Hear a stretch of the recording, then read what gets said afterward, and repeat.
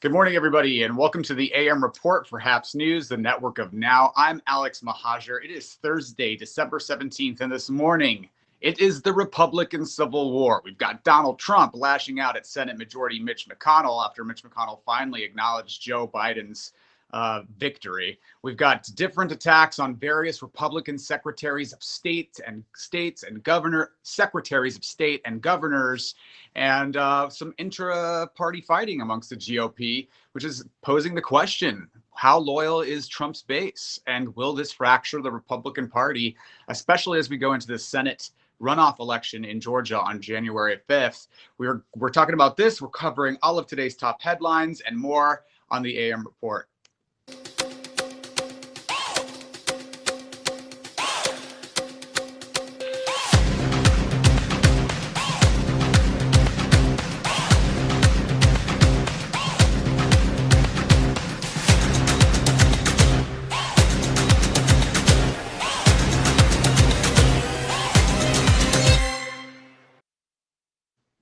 Good morning, everybody, and thank you so much for joining. I'm Alex Mahajer. If you're watching on the HAPS app, website, or platform, click the award button. Let us know you're enjoying this broadcast. Or if you're watching on Facebook, Reddit, YouTube, Twitter, Periscope, wherever you're watching, leave a comment and we'll read it live on air, bat around with you. We've got a lot of people joining already this morning. Good morning, everybody. To Shivani Prasad, good morning. Thank you for the award, Randy Horton. Good morning, Noel, a very loyal viewer. Chantal TV, good morning. I hope everything's going well in Paris. And thank you for the award, Christopher Drago. Good morning. Daniel Goff, good morning. Hello, everybody. And thank you for joining this morning. So we've got a lot of headlines to cover before we start talking about this Republican Civil War. So I want to get to those now. First and foremost, French President, Chantal, I hope you're watching this. French President Emmanuel Macron has tested positive for the coronavirus in coronavirus news. He is quarantining for 7 days. So President-elect Joe Biden here in the United States will receive the vaccine next week to try and avoid something like this happening over on our side of the pond. And the Trump administration is scrambling to negotiate additional purchases of the Pfizer vaccine after they dropped the ball and didn't order enough of the vaccine over the summer when it was made available to them. Thanks a lot, Trump. House and Senate leaders are near achieving a compromise for COVID-19 relief package. It'll include stimulus checks, an extra $300 per week in unemployment benefits, and direct payments to Americans. Now, this will be less than the $1,200 direct payment that Americans got earlier this year, but the plan will also omit the liability shield, which is a ban on personal injury lawsuits related to virus exposure. So get ready for some lawsuits if you infect somebody knowingly. Trump has relaxed a regulation restricting water flow from shower heads because he wants more water to make his hair perfect. This is not an Onion headline. This actually happened. And with karma on its way, his Atlantic City Trump Plaza casino will be blown up next month. And by the way, for the highest bidder, you can be the one that presses the button to blow it up. So if you've got some grievances with Mr. Trump and would like to send him a parting gift, you too can raise some money for that effort. And those proceeds will go to the Boys and Girls Club of Atlantic City. So those are the top headlines this morning. What do you guys think? Leave a comment. Let me know. Have you been paying attention? And yes, Chantal says that President Macron is chilling in the Élysée. Did I say that right? I went there once. Parlez-vous français? That's as good as I got. Daniel Goff is letting you guys all know that you get free coins to award to your number one HAPS TV broadcaster, and that's me on the AM Reports. Thank you, Daniel, loyal viewer. Like and share it and award Alex now, he says. Thank you. It's very, very sweet. Good morning, Liza from New York. And a former, this has got to be a Reddit user, because you guys on Reddit are always giving me a hard time. Orange Man, bad. I mean, yeah, the Cheeto in chief. Not so great.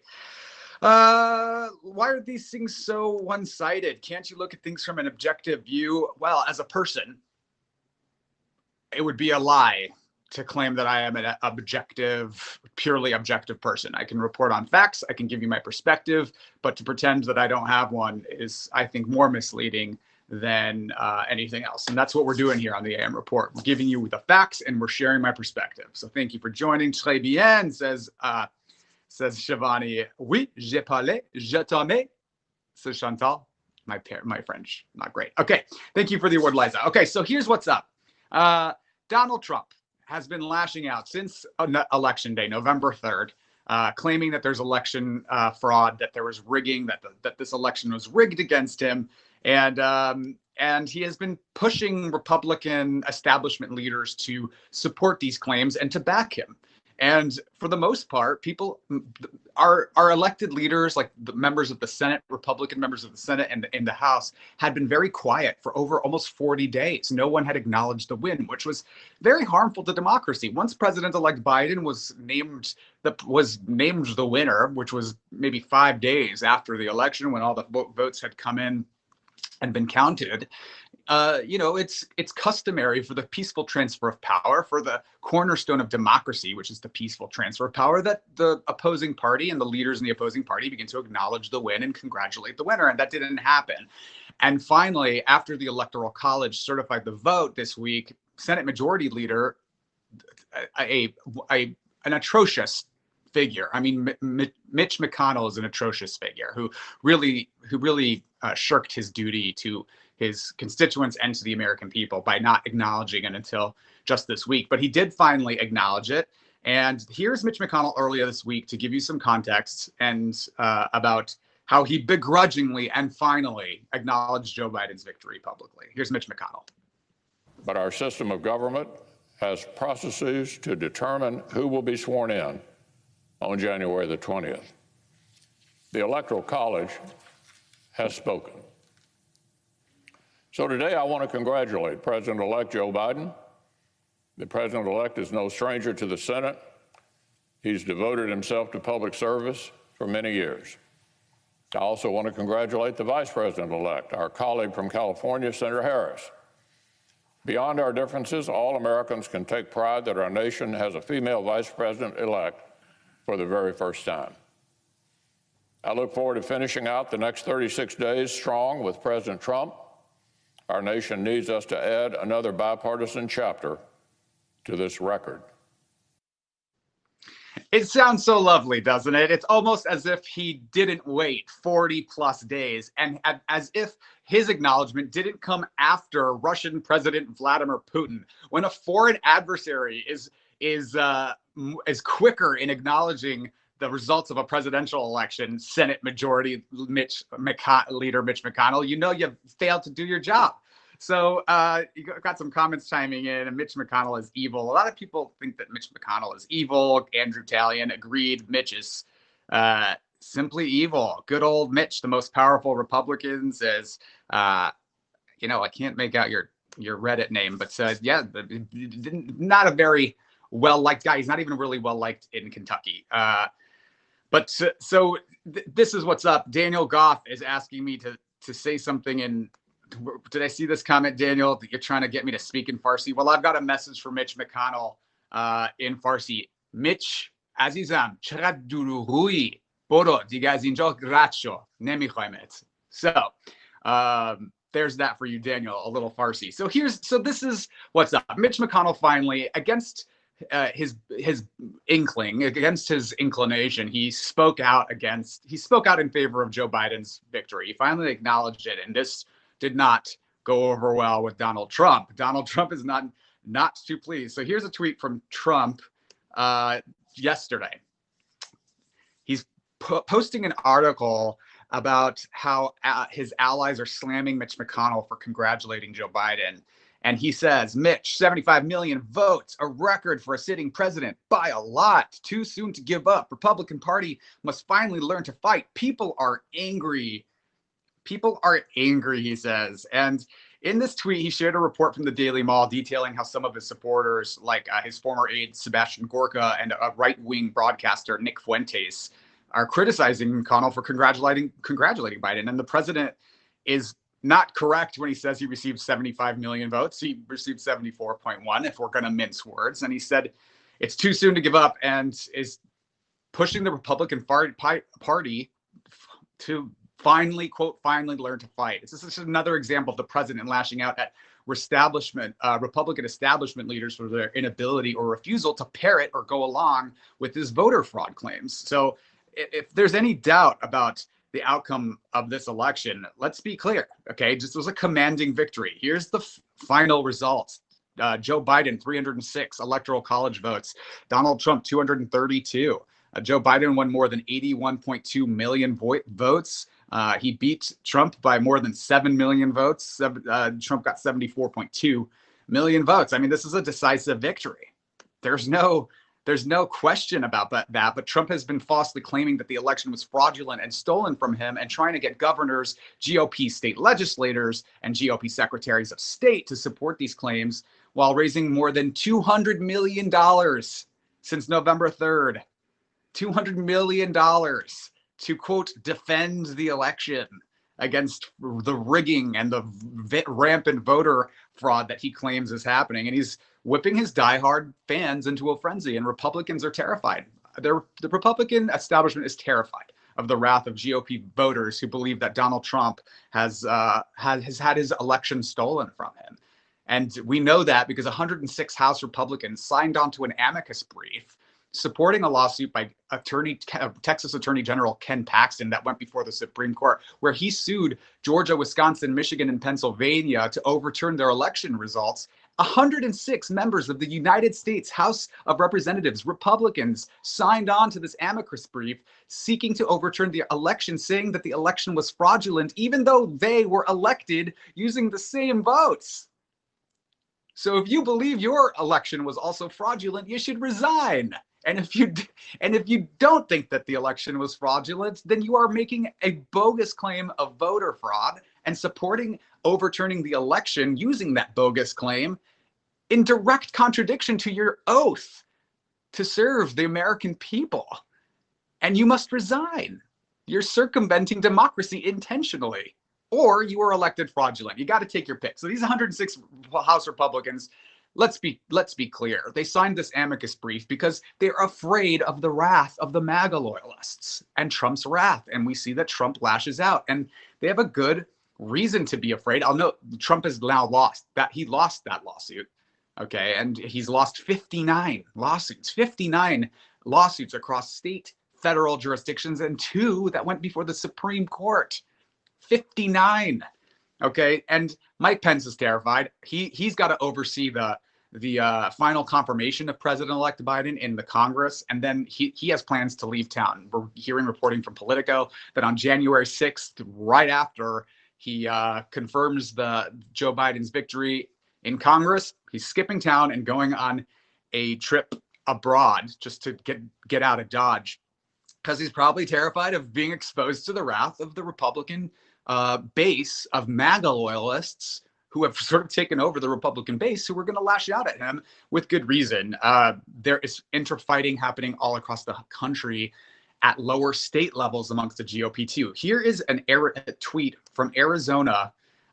This is the Arizona Republican Party, which is saying, how is it that Governor of Arizona, Doug Ducey, could surrender to the mob and abandon our great president, all while working behind the scenes to undermine and get rid of our brave and beloved chairwoman?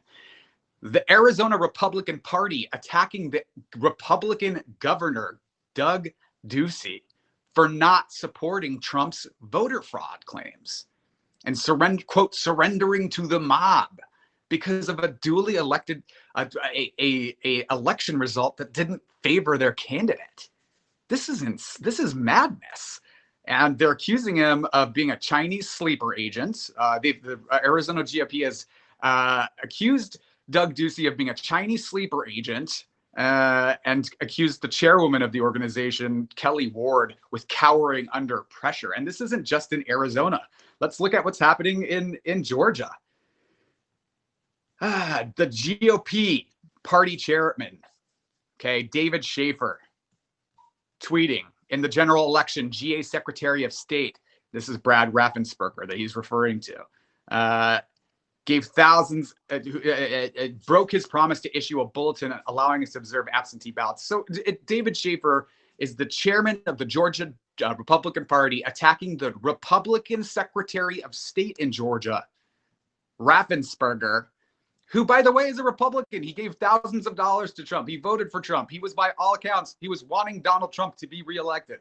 And it's all posing the question. It's not just the Republican chairman. It's not just in Georgia. It's happening all across the country. We've got Raffensperger, Ducey, Al Schmidt in Philadelphia, Lee Chatfield in Michigan. It's the Republican electeds and Republican public service officials are being attacked. Death threats even have been levied against Raffensperger, particularly in Georgia, and his wife. And he's being sued multiple times by the RNC and Georgia's Republican Party. And then here's Lynn Wood, a tweet from Lynn Wood, which Donald Trump retweeted. President Trump is genuinely good man. He gave Brian Kemp of Georgia and Georgia's Secretary of State every chance to get it right. They refused. They will soon be going to jail. They're calling for their Republican leaders to go to jail for not parroting these voter fraud claims in Georgia. And it's wild. And the GOP is afraid that the MAGA loyalists will boycott the Georgia Senate runoff election. There's been talk that there's worry amongst the Republican Party that voters are just calling the whole thing rigged because they believe Donald Trump, especially Trump's ardent supporters. They believe him. So why would they have any incentive to vote in this runoff election if it's rigged? And it's all in the can already. So at a rally earlier in the month, Trump actually went to Georgia to try to support the Republican candidates there, and ended up just repeating over and over again these voter fraud claims and saying that the election was rigged for him. Now, the Georgia Senate election runoff is on January 5th. It's going to be very important because it will determine whether we'll have a tie between Democrats and Republicans in the Senate. And if that is the case, Kamala Harris, the new incoming vice president, will be the tie-breaking vote, giving the Democrats the Senate majority. And we have record turnout so far in Georgia. Over 700,000 people have already turned out in the Georgia Senate runoff elections. So there's a great deal of enthusiasm, and we'll see whether or not Trump's election fraud rhetoric has harmed the Republican chances in the state. So sorry, I guess we lost you, but we'll see whether or not Donald Trump's voter fraud claims will cause harm to the Senate chances. We know that some polling has suggested that the Republican candidates are slightly polling ahead of the Democratic ones right now, but there's a huge voter turnout. More than 700,000 voters have already turned out in early voting in Georgia, and we're only a few days in. So keep your eyes on this space. Thank you so much for watching. I've got a lot of comments. Let's see. The Freedom Caucus hypocrites, says Daniel Goff. Sorry, trumpets. Get ready for your new daddy Biden. And thank you, Daryl Archibald, for the monthly sponsorship. If you want to join Daryl and sponsor this program or subscribe to it, visit me at haps.tv/@Alex. You can purchase me a cup of coffee or subscribe to the program so you get notifications every day. And you'll get free coins that you can award during the broadcast. And thank you so much for joining the AM Report for HAPS News, the network of now. We are live every weekday morning at 7:30 a.m. Pacific, 10:30 Eastern, with all of your quick political news and headlines to get your day started right. If you like this content, visit me haps.tv/@Alex. And we will see you all tomorrow morning with Miranda Yaver. She's a political scientist and postdoctoral scholar at UCLA, a constitutional law expert, and she's going to help me break down all of what's going on in politics. Thank you guys for joining. We'll see you tomorrow.